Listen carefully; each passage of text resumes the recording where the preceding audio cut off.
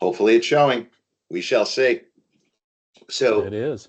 first up, you and I both with a bunch of different clients, third-party labor, managed services, consolidation, optimization, that whole tranche of work. That is the hip and popular thing to be doing this year. Pretty much every C-level executive we talk to is looking at it from, there's obviously cost savings there, but there's a whole lot of simplification to drive innovation that goes with that. So I'm eyeball deep in a couple of these right now, but curious for your perspective. What do you think? What do you think made this the big trend that it is right now in large enterprise? What was the trigger or the catalyst? Well, I think from what I've seen for a lot of clients, it's just been cost cutting. Mhm. How can they save money, but also how can they make their operations more efficient and leverage AI capability, automation capability? I think a couple of things happen over time. I've seen this cycle before.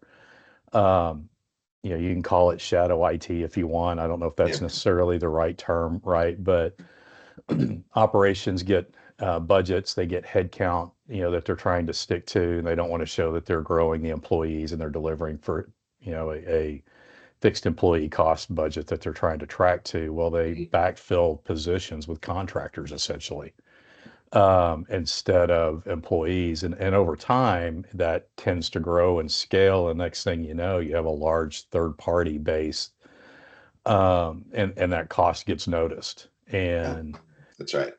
And your operations, you're not necessarily figuring out how to deliver those same set of services in a more efficient manner. You're just using more bodies to do it. Yep, So sure. at some point it comes to a head, right? And when you're Yep, looking from a third party perspective, you're not typically or rarely, if ever, are you actually looking at an outcome based program. yeah, You can't have 350, 450,000 individual contractors performing to some level of consistent outcome and service for the organization.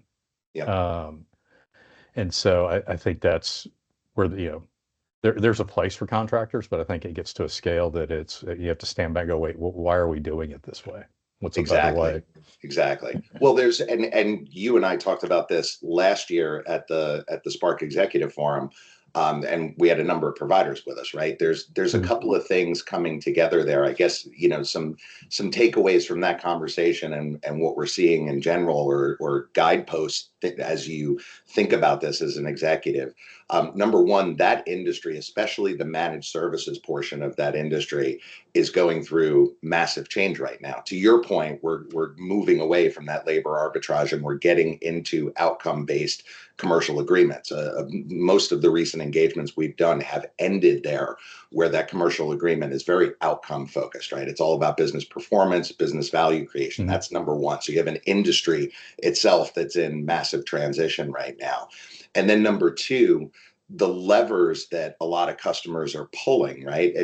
To your point, cost is always a big trigger. But the interesting thing is we're now seeing innovation creep in, and I hate to use that word because it's so general, but innovation in how you leverage these companies, these resources. It's not just about the cost anymore. It's about innovating the operating model. Right. So don't give me apples to apples. Don't just drive down the cost. Give me a different way of working. We have a lot of shiny objects in AI, automation, different platforms, things we can pull into this. So there's an opportunity to really think differently about how we're getting the work done and is the right work getting done.